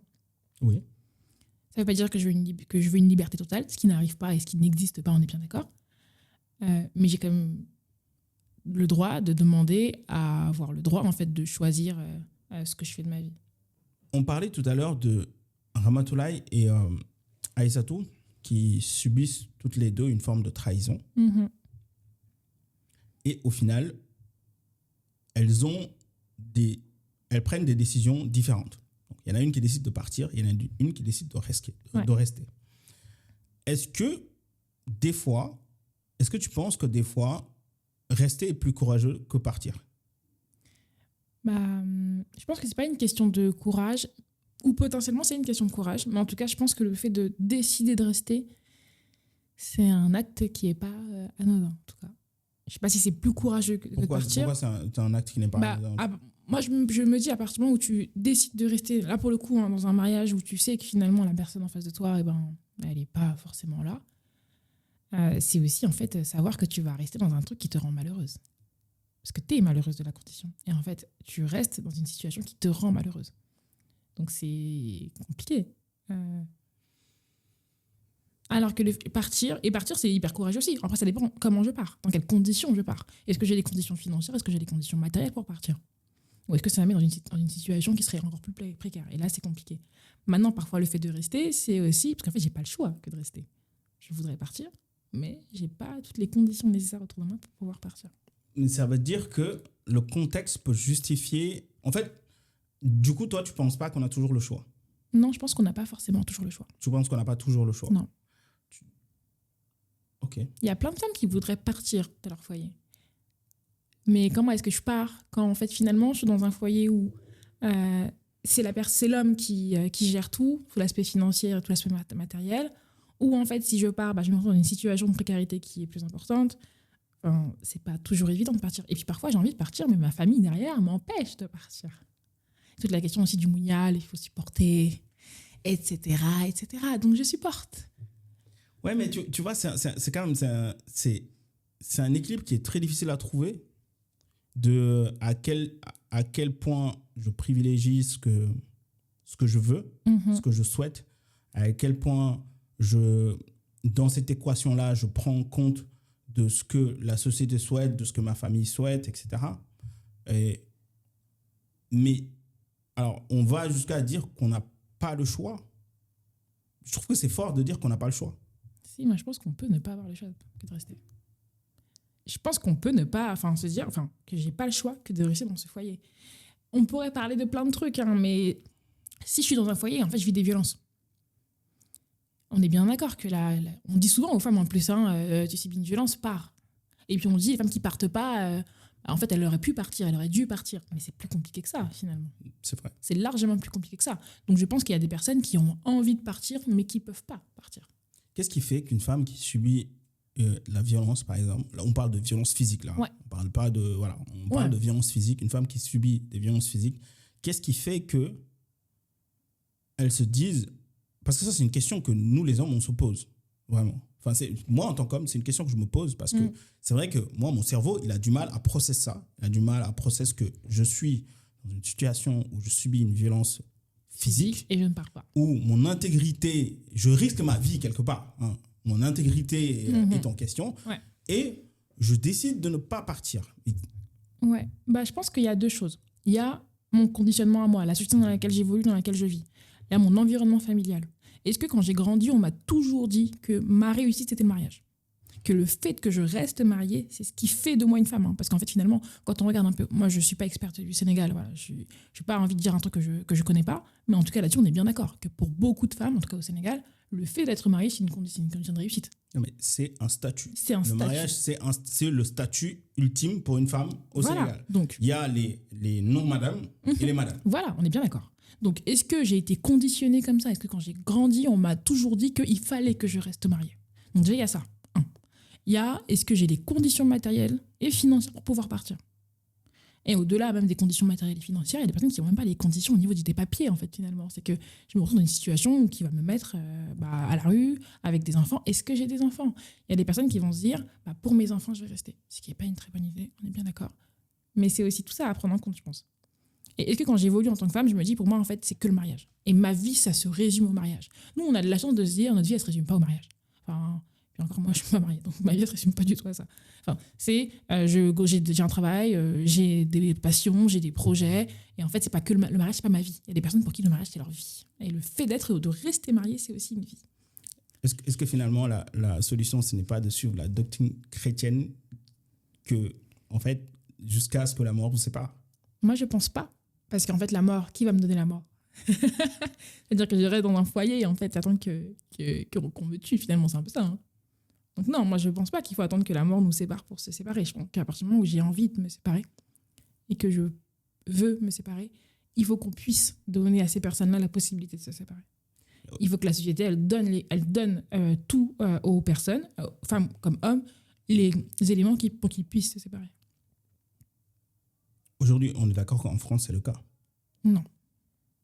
Non, c'est pas le cas en France. Pourquoi c'est pas le cas en France? Aujourd'hui, qu'est-ce qui empêche une femme qui veut partir en France, même financièrement, qu'est-ce qui empêche une femme qui veut partir en France de partir? Je te mets un schéma. On peut dire ce qu'on veut. Moi, je suis sénégalaise, mais je vis en France et donc j'ai quand même été éduquée à la sénégalaise. Genre, avec une petite part de français, on est bien d'accord, mais j'ai quand même été éduquée. Et puis, je suis Peul, j'ai quand même été éduquée sur une culture qui est une culture fondamentalement Peul. Et potentiellement, en étant éduquée comme ça, après moi, voilà, je suis encore différente, mais je peux avoir aussi intériorisé qu'il faut absolument que je me marie. Premier point. Au-delà même de la question de la culture, etc., on peut même parler des personnes qui sont françaises et qui sont absolument françaises. Je suis dans un foyer où je ne travaille pas. Je m'occupe de mon foyer. Quand on s'occupe de son foyer aujourd'hui en France, on n'est pas payé pour ça, on est bien d'accord. J'ai des enfants. Si je veux partir, comment je fais en tant que femme qui n'a pas de ressources? Il y a des couples aujourd'hui où les femmes n'ont même pas de carte bancaire. Je précise. J'utilise uniquement la carte bancaire de mon mari quand il veut bien me la prêter. Donc, une femme comme ça, comment elle peut partir? Je pense qu'il y a vraiment un truc de conditions financières qu'il faut aussi prendre en compte. C'est comment je pars? Je vais où? Parce qu'en plus, si ma famille elle me dit il ne faut pas que je quitte mon foyer, où est-ce que je vais? Je mets mes enfants dans quelles conditions? C'est aussi ça. Je me dis, je ne suis pas toute seule. Je peux être toute seule, mais je ne suis pas toute seule. Donc, j'ai aussi des êtres humains que je dois nourrir, que je dois loger. Je les mets où? Et en fait, tout ça, c'est aussi des choses qu'il faut prendre en compte. Qu'est-ce qui rend une femme heureuse?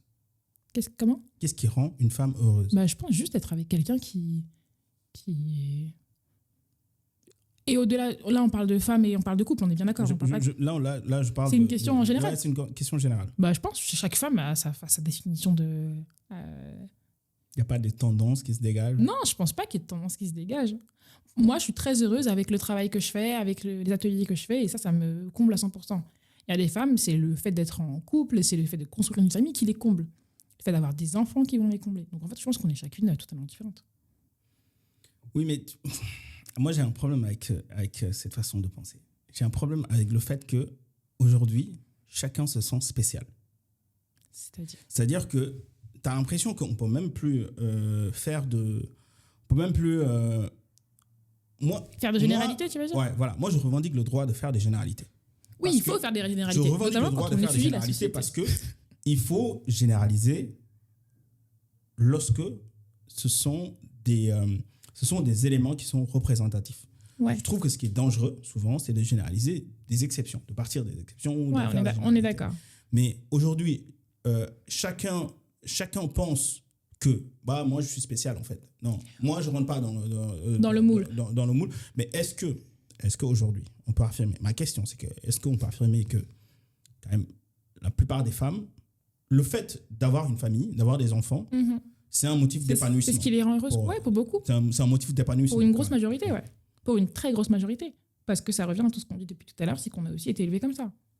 On a été élevés comme ça, on a été conditionnés comme ça aussi. Donc, qu'est-ce qu'on fait avec nos filles? Moi, si j'ai une fille, je fais comment? Comment je l'élève? Tu l'élèves normalement en lui rappelant qu'elle a les mêmes droits que ton fils. Et tu lui laisses la possibilité de faire ce qu'elle a envie, de faire les choix qu'elle a envie. En l'aiguillant, bien évidemment, mais tu ne lui mets pas la pression, par exemple. Oui, mais si je lui laisse la possibilité de faire les choix qu'elle a envie, elle vit quand même aussi dans une société, même si moi, je suis son père et que je lui dis tu dois faire ce dont tu as envie, elle vit quand même dans une société où, comme tu l'as dit tout à l'heure, les femmes, on les pousse à faire certaines choses et les hommes d'autres choses. Donc, au final, qu'est-ce que ça changerait aujourd'hui si j'ai une fille et que juste je lui dis tu as le droit de faire tout ce que tu veux? Parce qu'en vrai, ma sœur aussi, elle a le droit de faire tout ce qu'elle veut. Tu vois. Moi, j'ai envie de dire, finalement, chacun et chacune fait ce qu'il veut. C'est peut-être bizarre, mais imagine, tu as une fille et toi... Enfin, moi, si j'ai une fille demain, j'ai pas d'enfant, mais si j'ai une fille demain, je vais me dire, je veux vraiment que ce soit une femme qui soit libre, etc. etc. Finalement, j'essaie de l'éduquer comme ça. Mais en fait, elle décide de se marier hyper jeune et de faire des enfants hyper jeunes. Moi, en tant que mère, je pourrais me dire, en fait, c'est pas ce que je voulais pour elle. Mais tant qu'elle y trouve son compte, en vrai, je peux rien lui dire. Et donc, en fait, on a souvent des personnes qui vont penser que les personnes qui sont féministes, elles sont en train de dire les femmes, sortez de vos foyers, quittez vos hommes, etc. Chacune fait ce qu'il veut. Enfin, si j'ai envie d'être femme au foyer, demain, je suis femme au foyer. Si j'y trouve mon compte en étant femme au foyer, c'est bien pour toi. L'idée, c'est vraiment simplement de te dire, tant qu'on peut leur laisser la possibilité de faire les choix qu'elles ont envie, on est OK. Maintenant, le choix, tu le fais... potentiellement, il est dicté par la société, mais de toute façon, on vit dans la société, donc on est tous dictés par la société, moi y compris. Donc, voilà. En fait, c'est vraiment la raison pour laquelle je te pose la question tout à l'heure de qu'est-ce qui rend une femme heureuse, parce que j'ai l'impression que dans tout cet océan-là, où on navigue tous, on cherche tous à être heureux. Oui. Au final, les gens veulent juste être heureux. Et c'est vrai que des fois, dans un sens comme dans l'autre, c'est-à-dire qu'on peut pousser aussi une femme à s'émanciper, et que cette même femme se rende compte au final que c'est pas vraiment ça qui la rend heureuse. Qu'en fait, elle, finalement, en fait, elle serait heureuse en étant femme au foyer, en ayant des enfants et en restant à la maison, en s'occupant de ses enfants. Donc, au final, parce que c'est aussi un discours qu'on ne retrouve pas beaucoup chez les féministes, mais on va dire peut-être les féministes un peu plus radicales. Non, mais en fait, tu sais, on va même sortir du féminisme, mais en fait... Que ce soit le féminisme ou la loi en général, en fait, moi, j'ai toujours du mal à ce qu'on empêche les gens de faire ce qu'ils veulent, ce qu'ils désirent. C'est-à-dire que je ne vois pas la différence aujourd'hui. Alors, on va parler peut-être d'un sujet qui va être polémique, mais moi, je ne vois pas la différence aujourd'hui entre la loi française sur le voile et la loi saoudienne sur le voile. Je vois aucune différence. C'est-à-dire que, pour moi, un pays qui impose aux femmes de se voiler et un pays qui impose aux femmes de ne pas se voiler, c'est kiff-kiff. Ouais. C'est la même chose. Donc, au final... la question, c'est la liberté des femmes en général. C'est de se dire, est-ce qu'on impose ou pas une chose aux femmes? Et en fait, il faut simplement rien leur imposer. On est bien d'accord. Mais bon, on est dans une société où il faut qu'on impose aux uns et aux autres des choses parce que sinon... Ouais, mais la question, c'est on impose à qui? On impose quoi? Tu veux dire qu'on impose plus de choses aux femmes qu'aux hommes? Bien évidemment. Je suis d'accord là-dessus. Donc aujourd'hui, qu'est-ce qu'on devrait moins imposer aux femmes?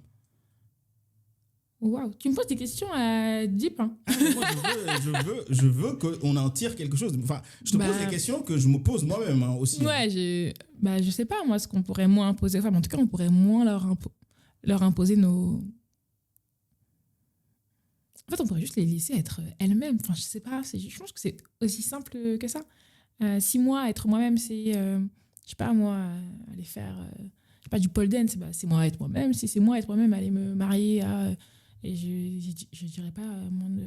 Bon, en tout cas, si être moi-même, c'est me marier hyper tôt et avoir des enfants tôt, bah, c'est être moi-même, c'est cool. Enfin, tu vois, je pense faudrait juste laisser les femmes être ce qu'elles ont envie d'être. Et c'est là où il y a toute la question du féminisme blanc, on pourrait en reparler, où on a beaucoup d'hommes qui vont dire, mais en fait, moi, je ne corresponds pas au féminisme blanc. Parce qu'en fait, le féminisme blanc m'impose, en tant que femme musulmane, à retirer mon voile, par exemple. Et c'est pas ça, le féminisme. Mais c'est là où on a plein de différentes variantes. On a parlé d'amitié. C'est vrai que l'amitié est le sujet, à mon avis, le sujet central du roman, mais le roman parle beaucoup d'amour aussi.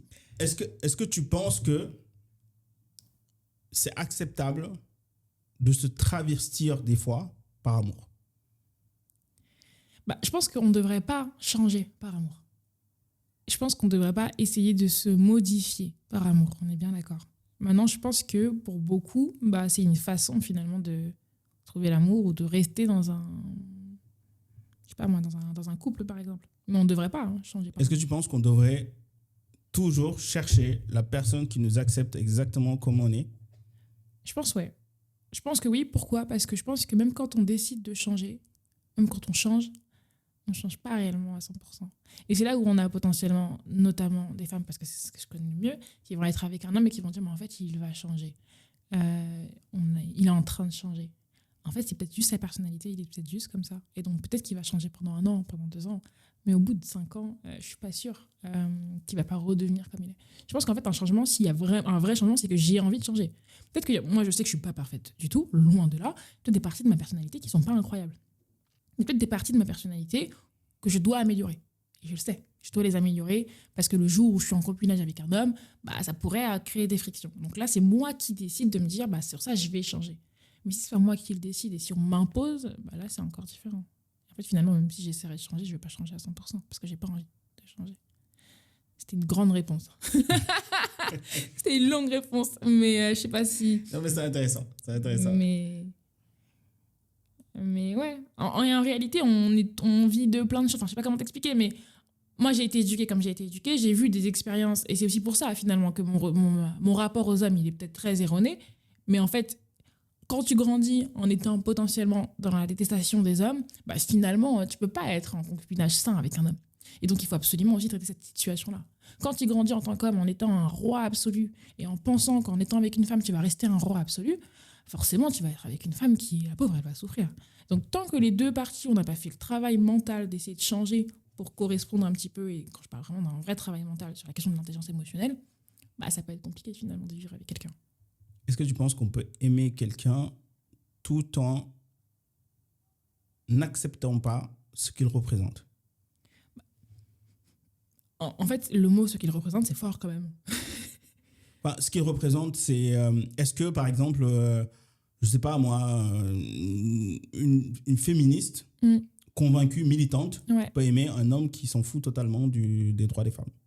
Non. C'est qu'en fait, finalement, je suis pas à 100% féministe, alors. Et là, t'as bien dit un homme qui s'en fout complètement des droits des femmes. C'est différent un homme qui s'en fout complètement des droits des femmes et qui va dire ou un homme qui n'y connaît pas grand-chose, peut-être, mais qui, dans sa façon d'être, tu vois bien qu'il est déjà, en fait, dans ces éléments-là. Tu vois bien que dans sa façon de faire, d'être, il est déjà hyper engagé, même s'il ne s'en rend pas forcément compte. Enfin, pas engagé, mais en tout cas, qu'il est déjà hyper sensibilisé et éveillé, même s'il ne s'en rend pas compte. Tu penses qu'il y a toujours une dimension logique dans l'amour?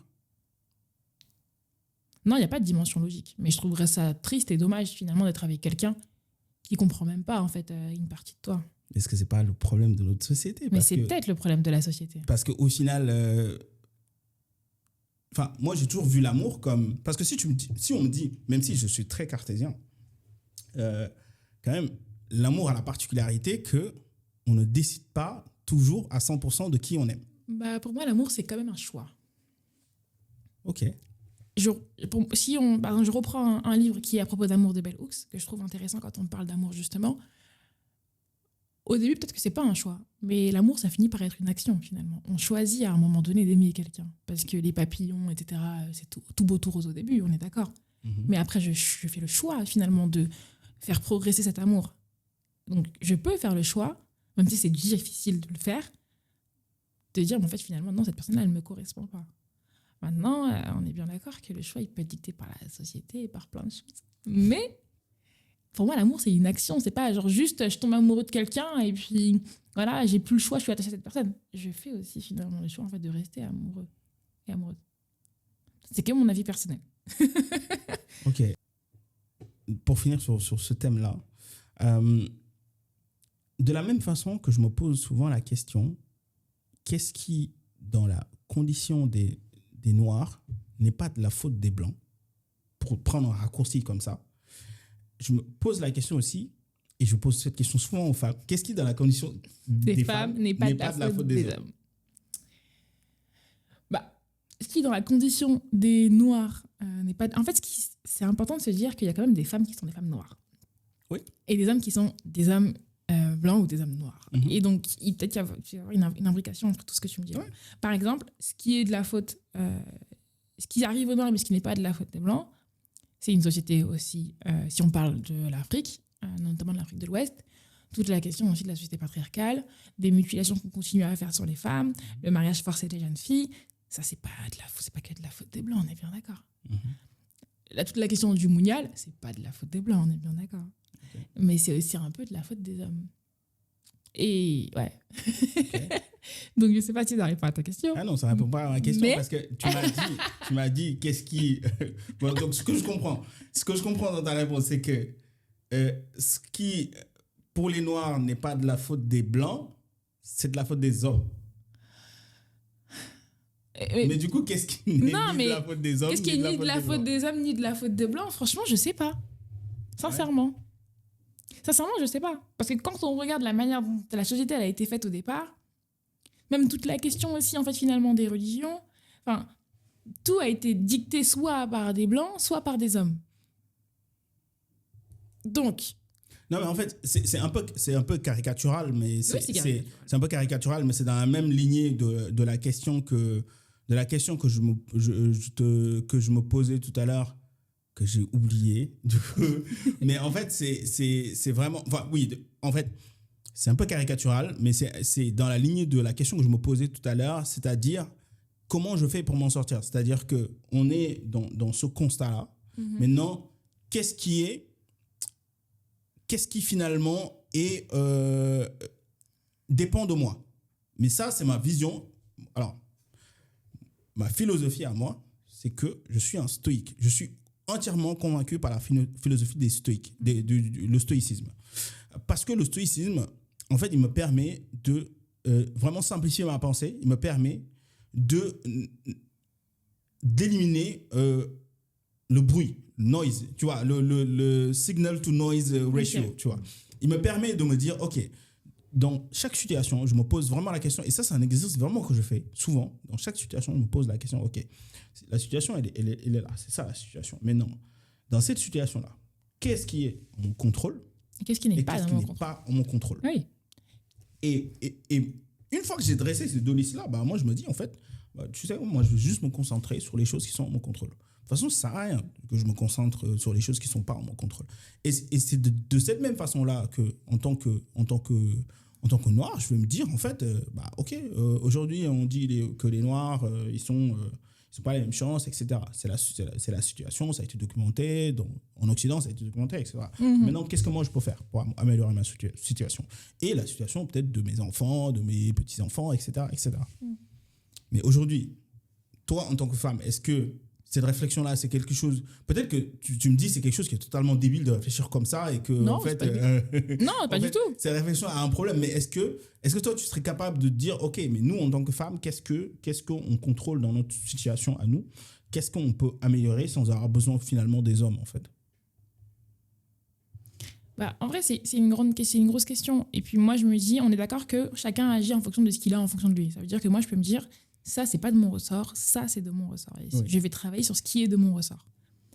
Maintenant, je pense que juste le fait, en fait, d'en parler et de le dire entre nous et de s'en rendre compte entre nous, c'est déjà un gros travail. Après, je pense qu'il n'y a pas de solution magique, finalement, à ça. Mais je pense qu'il y a des personnes qui vont militer, qui vont être beaucoup plus engagées que d'autres. Peut-être essayer de rejoindre ces personnes-là. Enfin, je vois pas ce qu'on... Au final, toi, est-ce que c'est pas ce que tu fais avec The Safe Page? Parce qu'au final, tu t'adresses aux femmes et non aux hommes. Après, si tu nous dis que Non, mais je suis pas Instagram là, te poste pour les hommes. Non, mais je suis pas là pour... Quand on est sur The Safe Page, quand on vient aux ateliers The Safe Page, on vient juste en tant que personne qui a envie de parler d'une thématique en particulier. Ok. Et donc, je suis pas là pour donner un cours de savoir. Je suis pas là pour dire, ouais, voilà, faut que tu crois à telle chose ou pas en telle chose. On est vraiment là, on est vraiment sur un moment où c'est vraiment une sororité, finalement, en fait, où on vient juste discuter et on vient lâcher ce qu'on est, etc. Il n'y a pas d'objectif derrière de militantisme. Même si les livres, c'est politique. Ce qu'on lit est politique. Et donc, forcément, les discussions qu'on va avoir, elles vont être politiques. Et finalement, est-ce qu'on n'est pas tous en train de militer pour quelque chose qu'on le Bien veuille sûr. ou non? Peut-être qu'on le fait pas, on s'en rend pas compte, mais potentiellement si. Donc, peut-être que j'ai pas l'impression que ce que je suis en train de faire aujourd'hui, bah, ça va avoir un impact. Toi, avec ton podcast, tu as peut-être l'impression, mais c'est politique aussi. De parler avec des personnes sur la question des livres et de parler de ce que ça soulève, etc., comme interrogation, c'est aussi une façon, en fait, de militer. Rien que le fait qu'on nous entende et d'être dans l'espace public, c'est déjà un truc en plus. Qu'est-ce que ça veut dire être forte pour toi? C'est quoi être forte? Tu me poses des grosses questions aujourd'hui. Je pense que être forte, c'est porter des choses sur le dos. En tout cas, porter des... C'est très visuel. Ouais, enfin pour moi, je suis très dans le visuel. Dès que je pense à Non, un mais c'est truc, très bien. C'est très bien. je pense de façon très visuelle. Mais ouais, pour moi, c'est ça, être Qu'est-ce forte. que tu portes sur ton dos, toi? Pas grand-chose, finalement. Ah ouais? Ouais, franchement, je porte pas grand-chose. Parce que moi, je décide de pas tout le temps être forte. D'accord. Et je pense que c'est important de décider aussi de pas tout le temps être forte. Parce qu'en fait, c'est dur d'être forte au quotidien. C'est une charge en plus. Et moi, j'ai décidé, finalement, dans ma vie, de pas me mettre des charges en plus sur le dos.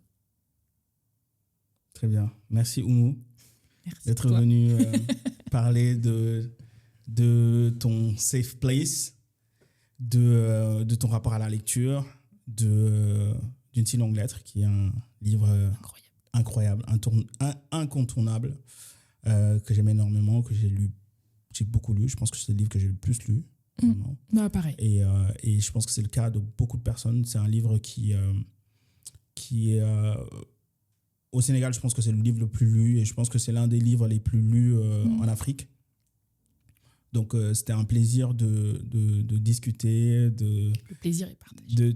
des relations hommes-femmes qui, moi, je le redis, c'est mon sujet favori, c'est mon sujet préféré parce que c'est aujourd'hui, j'ai l'impression que dans nos cercles privés respectifs, ce sont les sujets, c'est le sujet qui revient souvent. quand même souvent. C'est intéressant à chaque fois d'avoir une nouvelle perspective, d'avoir de nouveaux insights pour être des ingrédients à la réflexion à chaque fois. Donc, je trouvais ça très intéressant. On n'a pas toujours été d'accord, mais... non, mais c'est pas grave, il faut. Mais c'est très bien de voir une autre perspective et que ce soit des ingrédients pour réfléchir justement à ce sujet-là. Oui, je pense que c'est bien d'en discuter déjà. Ouais. Après, si on n'est pas d'accord, c'est pas grave. Alors moi, j'ai 2 traditions à la fin de ce podcast. C'est que, la première, c'est que je demande toujours, est-ce qu'il y a quelqu'un, une personne à laquelle tu penses que je devais absolument inviter dans mon podcast? Alors moi, je rappelle que mon podcast, c'est vraiment autour des livres. Moi, c'est ce qui m'intéresse. Et le podcast s'appelle Parenthèse parce que ce que je trouve intéressant dans les livres, c'est toutes les parenthèses que les livres nous permettent d'ouvrir, comme aujourd'hui on l'a fait sur le féminisme, sur le militantisme, sur les relations hommes-femmes à partir d'une si longue lettre de Mariam Abba. Donc, qui est-ce que tu penses que je devrais absolument inviter à mon podcast? Moi, j'ai 2 personnes en tête.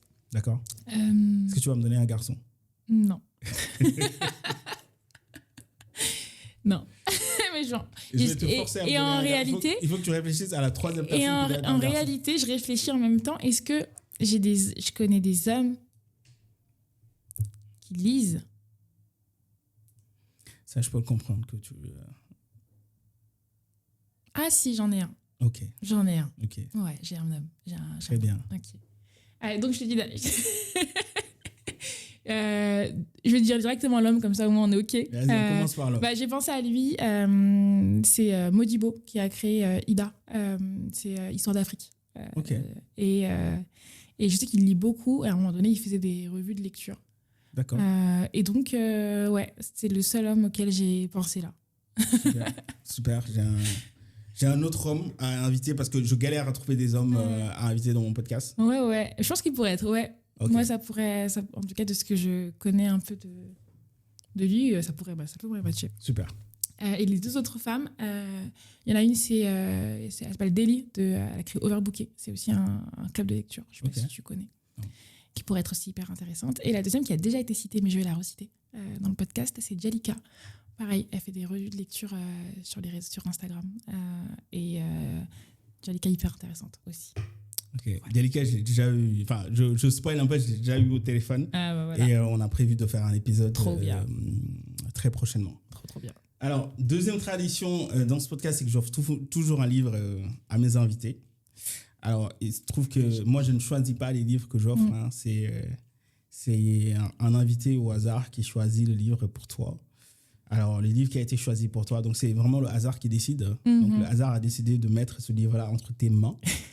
C'est un livre... c'est Nous sommes tous féministes. Non, je rigole. C'est Allah n'est pas obligé d'Amadou Nkrumah. En tout cas, merci beaucoup. Je ne sais pas si ça te parle, peut-être que tu as déjà lu, peut-être que tu connais. Mais je l'ai lu, pareil, au collège ou au lycée. Ok. Et je me souviens qu'il m'avait fait... Il m'avait fait un peu de mal, mais il m'avait fait beaucoup rire, je me rappelle. Et je voulais le relire, donc merci. C'est l'un des livres les plus drôles que je connais, c'est sûr. Amadou Nkrumah, de toute façon, moi, c'est l'un de mes auteurs préférés. Mais oui, Allah n'est pas obligé. Ouais, mais oui. Donc, en fait, je suis contente parce que je voulais le relire et je voulais le racheter pour le relire. Super. Donc, ça tombe très bien. Donc, merci. Super, donc merci Oumou. Merci à toi. Je te laisse le mot de la fin. Mais en tout cas, merci beaucoup parce que c'était hyper intéressant de discuter avec toi de tout ça. Et je pense qu'il y a encore plein de trucs à dire, mais on verra ça plus tard. Merci. Merci d'être resté jusqu'au bout de cet épisode. Si cet épisode t'a plu, prends 2 secondes pour t'abonner à ce podcast. Plus on est nombreux, plus je peux te proposer un contenu de qualité. Pense aussi à laisser une note ou un commentaire, ça fait vraiment la différence. Et on se retrouve dans 15 jours pour un nouvel épisode. Si tu as aimé cet épisode, je te propose celui-ci ou alors celui-là.